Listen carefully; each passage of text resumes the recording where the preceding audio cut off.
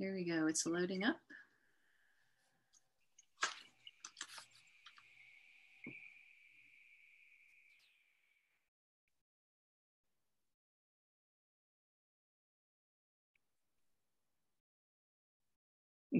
Hello, I think we're live here, and welcome to we have not chatted for quite some time with Mr. Jim Young, the most amazing spiritual author and teacher. So welcome back to the airwaves here. I just want to do an introduction about who you are about to listen to. We're going to talk about his book, The Three Questions, which is a book that will give you some really great tips for how to make your life more simple, how to listen, how to get out of your ego and listen to your heart. So let me tell you a little bit about Jim. Dr. Jim Young is an award-winning author and poet who exercises a spiritual perception with all that life offers. A retired distinguished professor and president of 2 universities, he is also a graduate of the School for Spiritual Directors, I love that, at the Pecos Benedictine Monastery in Pecos. Is that how you say it? Pecos, New Mexico, and has authored 19 spiritual books that have touched the souls of many people on various levels. So welcome to the Upswing World, and I can't wait to go through this interview with you to talk about the power of the 3 questions. So welcome. Thank you, Tamara. Good to be back with you again, and thanks for your encouragement to do this. I'm looking forward to it. Can't wait to see what's going to come out of my mouth. Yeah, no kidding, right? Spirit has a way of moving miracles. So, that's the way to go. This, out of your 19 books, this is one of my favorites. And I have to say the reason is because the 3 questions are so simple, and that if we actually take the time to ask them at the beginning of our day, they can really change the course of our day. So I'd love for you to explain how this book came about, and we'll lead people into what the 3 questions are, and I'll tell them how they can get a free download of those questions as well at the end. Sure, glad to. Thanks, Tamara. Well, about 20 years ago, I attended a workshop that ran on Saturday mornings for about a month. I think it was 4 or 5 sessions. A lay person in the Episcopal Church in Little Rock, Arkansas taught it. It's taught it in a slightly different way than I've taught it. But once I began using it, my life shifted dramatically. I went from this busy listening to the world out there world to going within to hearing the truth of what my life was really about. I learned things about myself that I thought, oh no, this isn't about me. And sure enough, they turned out to be about the real me, not the one that I had taken on of every other person's view of what I was about. And used it every day. She suggested we do it once a week. I started using it every day, and it was miraculous in my own life. Later on, among other kinds of things that I taught, I went on the road and taught this particular process in workshops. And at one point, one of my sons, my youngest son, Todd, was going through a bit of difficulty in his life. And I said, well, why don't you try this? I did. Fast forward about 10 years later, my son Todd says, Dad, you know what? I used that process again the other day. Have you got anything written on that? I said, I could whip up something. Why? He said, I think you ought to do a short book about it. And I said, a short book. I said, my publisher has a 50-page limit that is minimum. I said, I can give you 250, maybe something else again, but let me see what I can do. So as a result of having used this process, I learned to tap into that inner voice that speaks in silence, and which is how all the books were written, by the way. They were not an academic kind of process, but rather a learning how to listen process. And I went into that process over the next week or 2, and this book was the result of that process.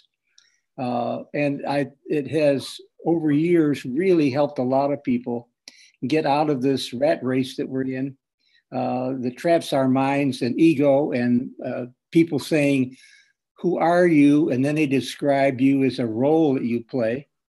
Going from that to listening inward day by day for what you are better off surrendering to. And I don't mean capitulation. I mean listening and demonstrating what it is you're really about through everything that you do, not just one thing, through everything you do. So that's how I got to the book. Wow. Well, all these amazing tools that you have come out of these great stories of real life and people, struggling in their life and trying to find their way to a better life.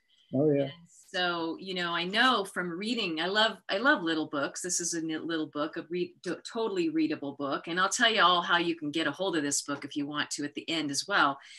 But when you start looking at the practices or the mindset of the 3 questions that you can ask yourself every day, what's the mindset that you are recommending people focus on? And maybe it's a heart set instead of a mindset. No, that's exactly what it is. It's dropping from here, from the thinker to the knower.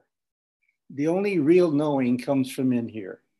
We think things and we make them real as though, because I think it, it's right. Because I think it, that's what I ought to do.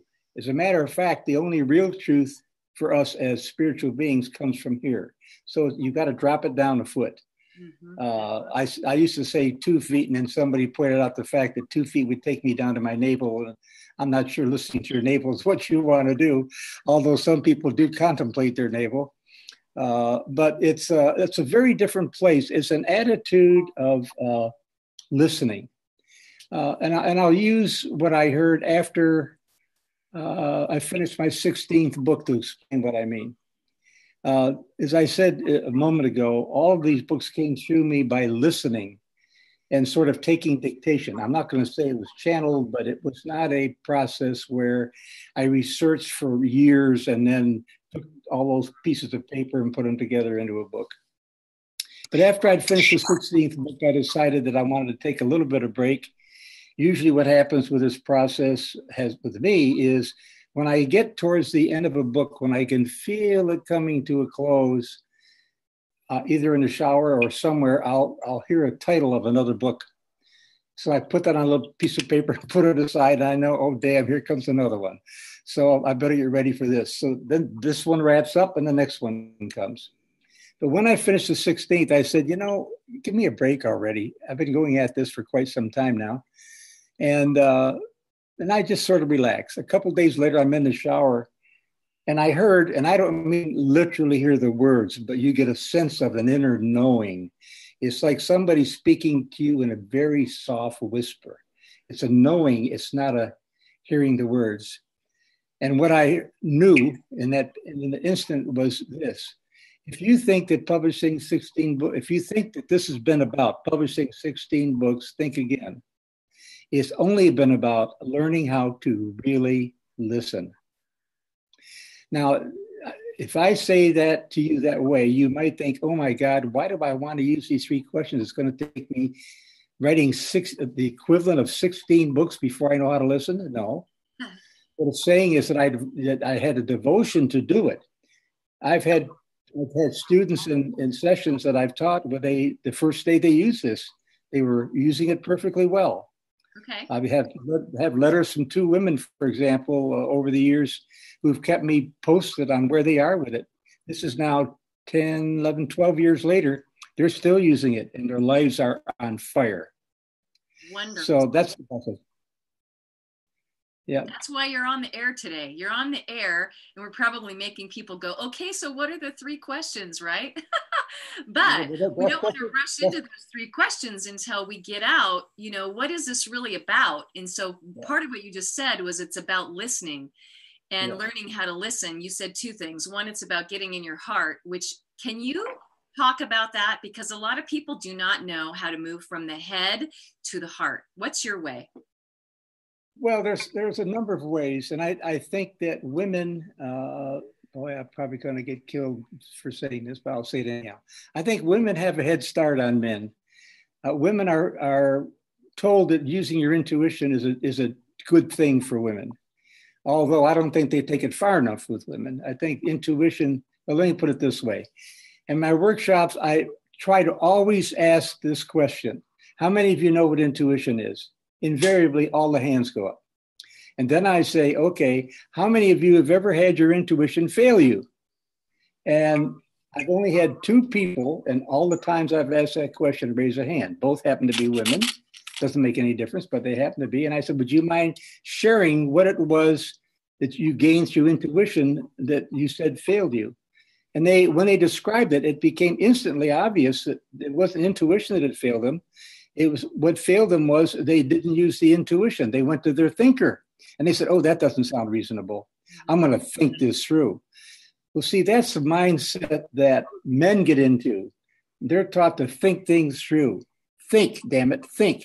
You can get the answer. Well, that's not what this is about. When we talk about going into your heart, we're really talking about here being willing to listen to your intuition, where insight comes in, where you realize that, as a friend once asked me, Jim, do you think you're enlightened? And I never thought about that question. I've responded instantaneously. My mouth opened, my tongue moved, and it said, I think enlightenment is our innate state of being, but we've covered it up with all of this claptrap.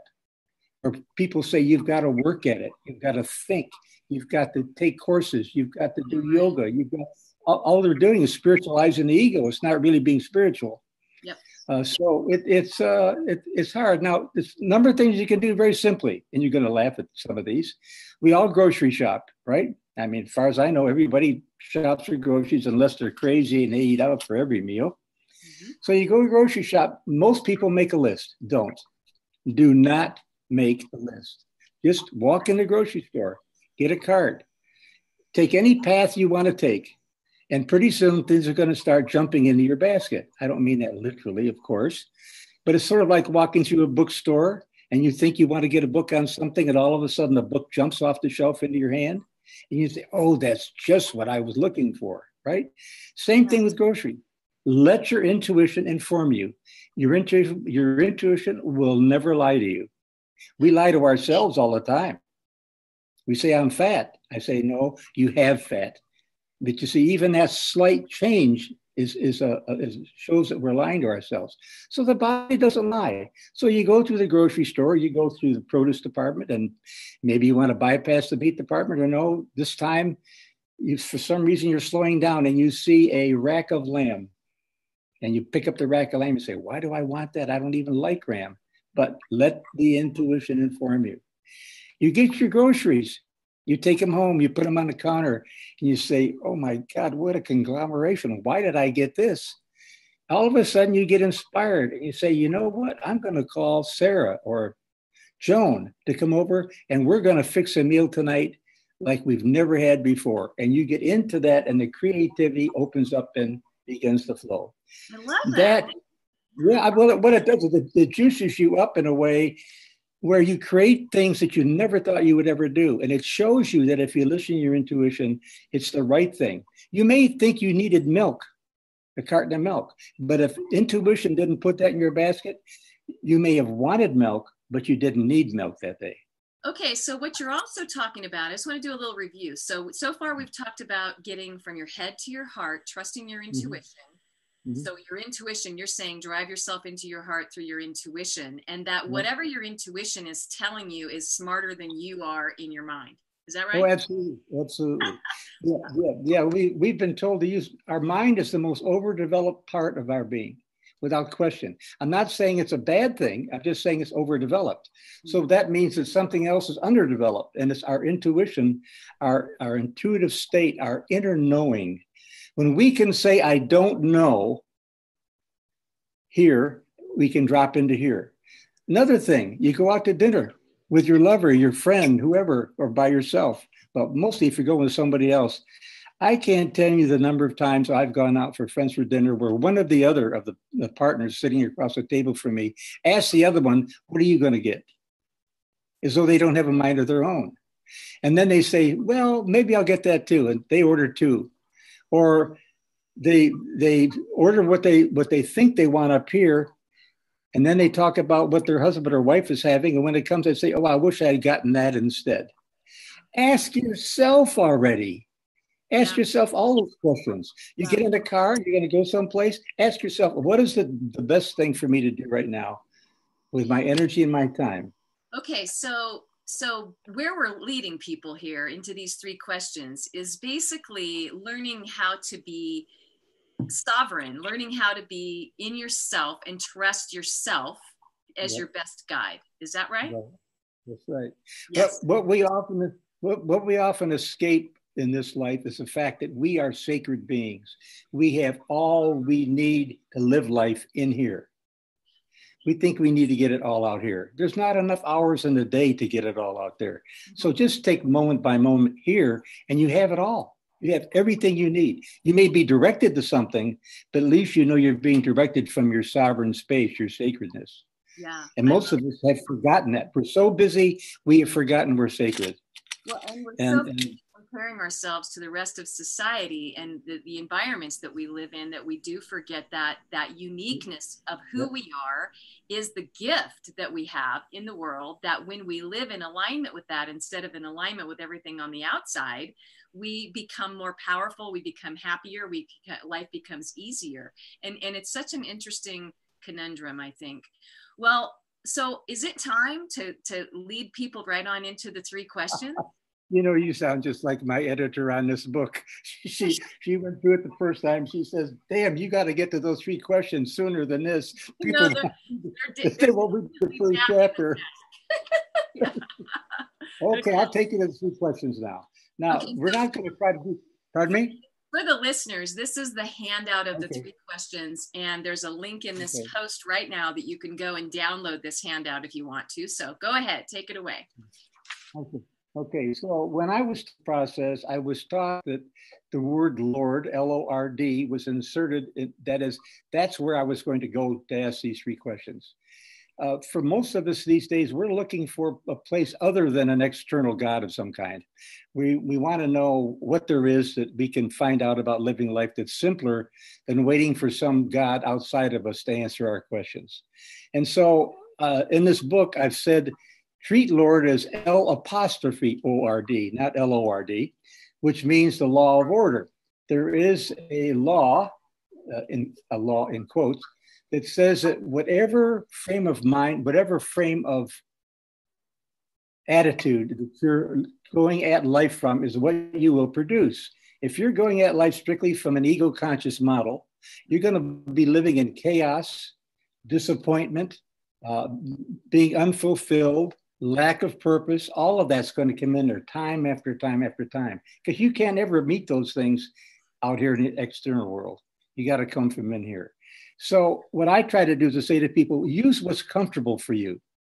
If an external God is what you want, then say what God, or Lord, what Lord, or L''O''R''D. Or if you're looking for another way, you want to de-religion, you want to get out of religion, so to speak, into a spiritual thing, use life or love as your word. What, instead of saying, what Lord are you saying to my heart? Say, what life are you saying to my heart? Or what love are you saying to my heart? Use what's comfortable. I really prefer life, because I think that's what we are. We're life being expressed in a gazillion ways. So here's the first question. Okay, I'm going to share this on the screen for everyone so they can see it. So hold on. Good. All right. So I don't know if any of you write anymore with a pen or pencil. I've gone from that to using my computer, my laptop, my keyboard. My fingers run quicker than I can write. But you simply write down the question: what life or what love or what God, whatever you want to put there, are you saying to my heart? Just write down the question and then wait. If you've got your fingers on a keyboard, keep them there. If you've got a pen on paper or a pencil on paper, keep the point of the pen or pencil on the paper itself. What's going to happen, particularly if you use a pen or pencil, is you'll get into automatic writing. It sounds like a crazy thing, like a weirdo thing, but it really isn't. I wish there were a better name for it. We could always make one up, I suppose. It acts as though the answer is writing itself for you. This is not, please hear this word, not a thinking exercise. It is not something you think about. It is something you let happen, because you're trying to build that relationship with your inner voice, the voice you hear in silence. And as you start thinking, you're going to take yourself back up into the world of ego again. So you just leave it there. What'll happen is it'll begin to write itself for you. And you might ask then, when do I stop? You'll know when to stop. It won't write for you anymore. It'll stop. So then you say, thank you. And you go to the second question. And the second question is, how, Lord, am I to respond to this? Mm-hmm. How, Lord, or how, life, or how, love, am I to respond to this? It'll be quite specific. It may be short. It may be a couple sentences. It may be a very long paragraph. That's irrelevant. Merely take it down. Let it write itself for you. And then you express gratitude for that. Thank you, love. Thank you, life. Thank you, heart, whatever word you want to use. And then you go to the last question. What Lord or what life or what love do you particularly want me to remember? And that usually is the pithiest of all, meaning it'll be short, to the point, and you'll say, wow, that was simple. And this really is a simple process. You can do this daily. You can do it once a week. But what I would suggest you do is to, as it was suggested with us, is to include this as part of your morning ritual. And if you don't have one, you might want to establish one. Maybe 5 minutes of spiritual reading and a favorite author, maybe Khalil Gibran or Rumi, something like that. Or you may be one that is doing Bible study. That's okay. Study the Bible for 5 or 10 minutes. Get a frame of mind where you're open to accepting something other than logic in your life, that you go inward. Mm-hmm. There's a piece that came out of this process, maybe about halfway through the process, that I suggest to people, if they, matter of fact, I can put it up on the website. It's a little poem, but I think it helps build the idea of where you want to get, where you want to be, what frame of mind, what frame of heart you want to be in. And it's entitled Life. Let me read it to you. Come, sit with me. Let yourself simply be.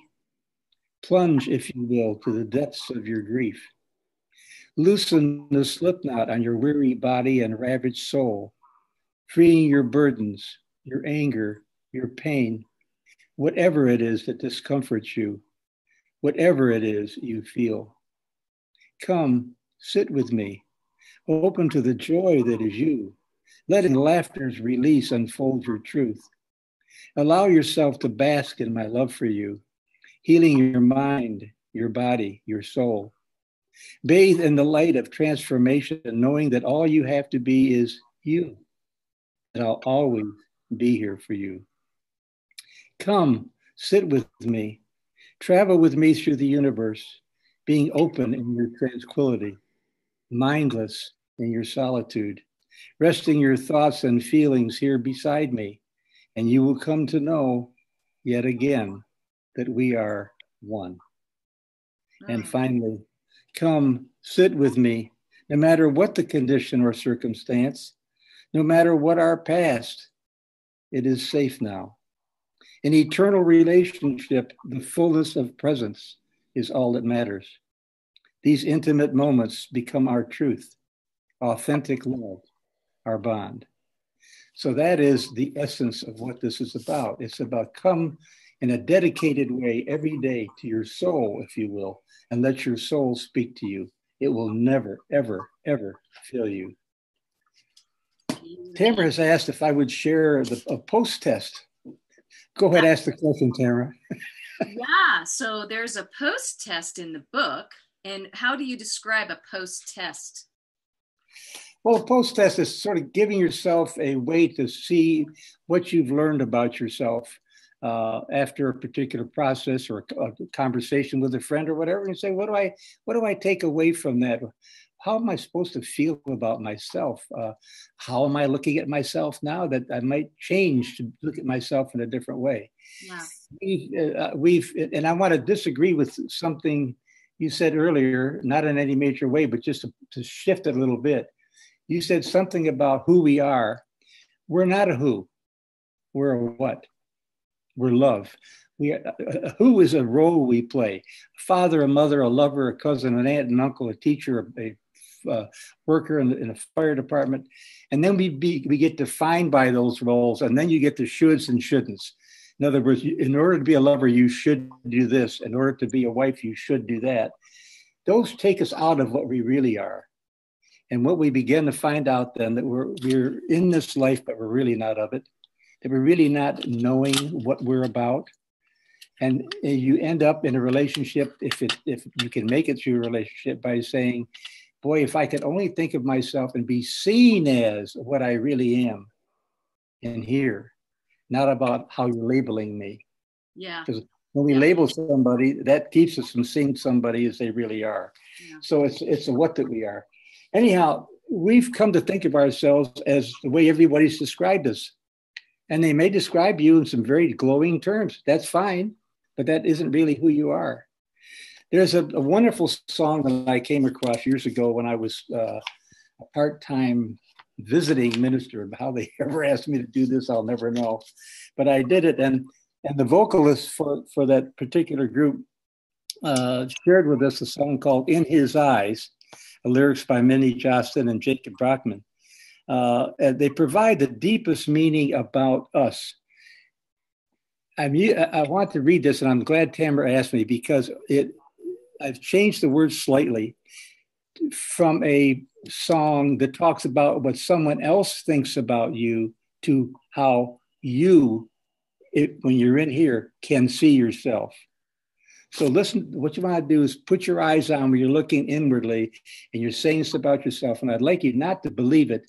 I want you to take this as though I'm reminding you of something you've forgotten. This is about you. So open your hearts wide as can be, and I'll read this. In my eyes, I'm a fire that never goes out, a light on top of the hill. In my eyes, I'm a poet, a painter, a prophet, a mission with a mission of love to fulfill. Outside, there's a world so enchantingly strange, a maze of illusion and lies. But there's never a story that ever could change the glory of thee in my eyes. In my eyes, I'm a radiant vision of beauty, a gemstone cut one of a kind. I'm as fine as a diamond, deep as a ruby, rare as jade in my mind. No need to believe all I've been told, no need to live in disguise. I'm brighter than silver, purer than gold, a pearl beyond price in my eyes. I see only goodness, my vision is true, and nothing can change the perfection of me in my eyes. In my eyes, I'm a fire that never goes out, a light on top of the hill. I'm a rose in the forest, a prelude from Bach, a triumph of heaven's skill. Outside, there's a world that keeps breaking my heart and tearing my dreams down to size. But guiding me homeward, piercing the dark, is the light, is the love light that shines in my eyes. Now and forever, that light never dies. I am dearly beloved in my eyes. So that's you, everybody out there. Every one of us is that. Amen to that, I say. Yeah, boy, that's worth reading every morning as well, because yes, eyes is so beautiful. It's so connected to yourself, which is, I think, people struggle with connecting with who they are, with what they are, and they're setting themselves. Well, people are going to have trouble thinking this way at first. I have a little thing that I do where I check out of grocery stores and wherever, and people here in Oregon, as they did in other places I live, they start off by saying, "How are you?" And I've gone to saying, "Perfect, just like you." And they look back at me as some of them say, "No, I'm not perfect." I say, "Well, did you forget?" And they said, "Forget what?" I said, "Forget that you're perfect." Yeah. And they sort of make a face, and I know where they are. They're not willing to accept any of this conversation from this old man coming through their mind. And I said, "Well, you know what happens when you forget? You act as though you're not. And all of a sudden, it snaps. And so now when I go in the grocery store, they say, "How are you?" "Oh no, I know who you are. You're Mr. Perfect." But all I'm there to do is to remind them what they've forgotten. Yeah. Yeah, we can't be perfect, but we are a perfect being. We are perfect as we are, and we are human as we journey, right? And there's just so much opportunity to fill ourselves with love. Well, I want to thank you today for spending this 30 minutes with me and with everyone that's listening in and will listen in, because this is going to be permanently on Facebook now. This was really a mini class, a mini course that you've gifted everyone with. And so if you're interested in buying the book, you can get it on Amazon, and you can just look up the 3 questions, Jim Young, and it'll take you to the link there for Amazon. And then also to download the handout, you can click the link in this post and you'll get your free download. It will also put you in touch with Upswing U, which is the up and coming online university for personal development. And Jim Young just committed to potentially being one of our instructors inside of Upswing U. So we're putting it right out. Oh, I did it to myself. More to come from Jim Young. And his website is creationspirit.net, correct? Yes. Creationspirit.net. That's how you can find Jim. If you go start this process and it begins to work for you, just stay with it. If it doesn't work for a while, just stay with it. It'll open up. And if you want to chat about it, just send me an email do it on Facebook. It's going to be on Facebook. Do it on Facebook, and we'll have a conversation that will also inspire others to look at the questions and answers and develop themselves in the process. So thanks, Tamara, for this opportunity. It's been great fun as always. Yeah, you're welcome. And, I love this idea. And if anybody wants to do a 30-day challenge on this, this would be kind of interesting to do. 30 days committing to do this and see what happens. I'm going to contemplate that in my list of 30-day challenges that I can do. Another 30-day challenge. Yeah, right. I will put all of the information that I gave you in terms of how to get a hold of Jim and how to download your product in this post. So not to worry. And namaste, my friend. Thank you for spending time with us today. It's a great investment. Thank you. Love you all. Bye for now. Bye.